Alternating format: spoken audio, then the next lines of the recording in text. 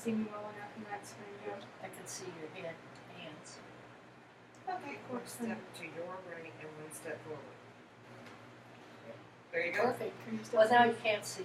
There you Okay. go, right There you're That's good. all I was Perfect. trying to not do is block his dad. Okay. Hi, I'm Elizabeth Rasnick, and the speech that I'm going to do is probably one of the most controversial things I could do, and I apologize for that. Okay, so the topic that I am doing is Kansas now just opening an open carry law this year, and the fact that I don't completely agree with it, but I also think that it's something that they should keep implemented. The reason I say that is because they don't really have strict restrictions on how people actually have to go about getting the guns other than just doing a background check on them. They don't require anybody to actually take classes.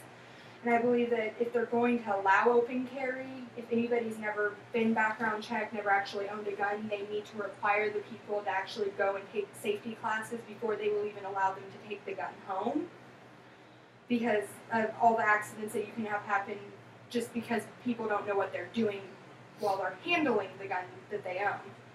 So, as you think about it, the very first thing that comes with open carry is not allowing people to have open carry really violates one of the Bill of Rights in the fourth section of it, where it's the right to bear arms, because one of the first things that people are required is to be able to have the right to keep firearms in their house to be able to protect their families.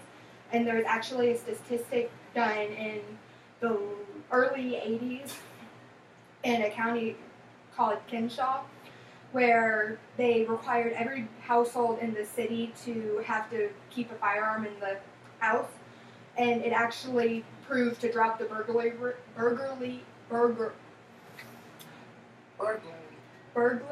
rate by 89%, and within 10 years it still had not risen back up much. It had still stayed down to about 74%. And so the rate of home invasions and everything else has still dropped a lot, and so it's still something that would be a very good thing to have implemented for just people, just for their household, not even if they want to take out in public.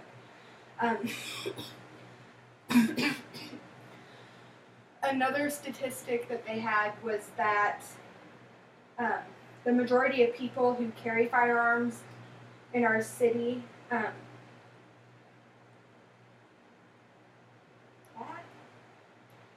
many of them have conceal and carry permits already, and so they've been trained on how to handle the guns where they're hidden, but they haven't really been trained on how to where is an appropriate place to actually take their gun in without terrifying people, because there's actually laws against it to where you can't take your gun into a bank, you can't take it into a church, and you can't take it into like a courthouse.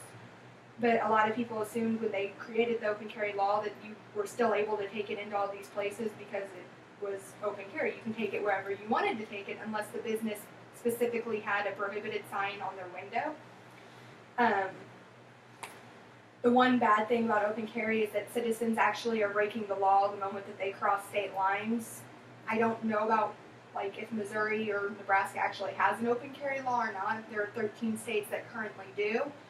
And say, because we're so close to the Missouri side, that if we just went across the state line and they don't have an open carry license or carry law, you could easily be arrested just because you didn't.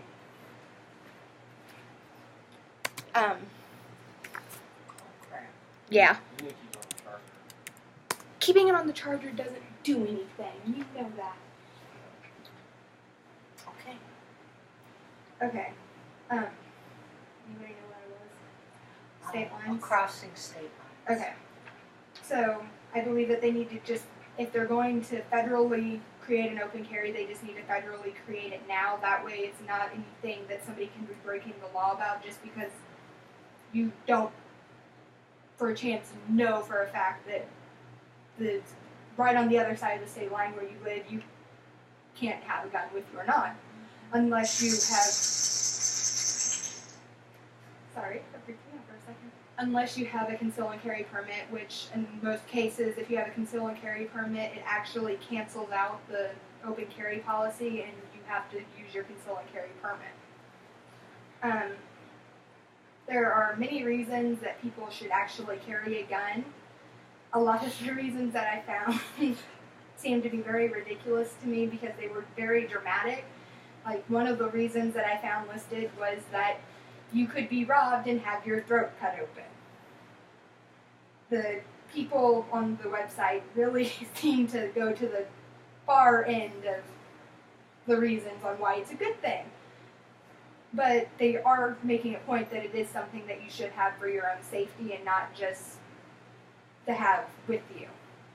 There was another statistic that proved that any person that is considering committing a crime will actually be deferred from doing the crime if they have any visual sight of another person having a gun on them. So,